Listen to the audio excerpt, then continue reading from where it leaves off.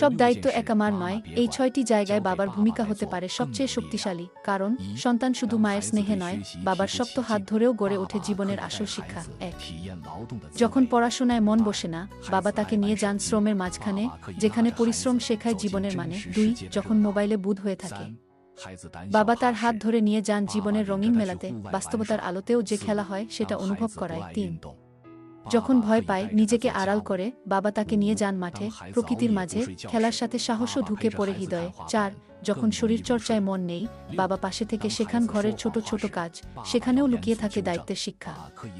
৫, যখন রাত জেগে ঘুম আসে না চোখে, বাবা পাশে বসে গল্পের বই বা ছবি আঁকার পাতা মেলে ধরেন, নীরব ভালোবাসায় চোখে নামে ঘুম। ৬, যখন শিশু মিথ্যে কথা বলে, বাবা হয়ে ওঠেন সত্যের আয়না, কঠোর হয়ে হলেও শেখান সঠিক পথ। শেষ কথা, সন্তান শুধু মায়ের স্নেহে নয়, বাবার শক্ত হাত ধরেও মানুষ হয়। বাবার ছোঁয়া বদলে দিতে পারে তার পুরো ভবিষ্যৎ।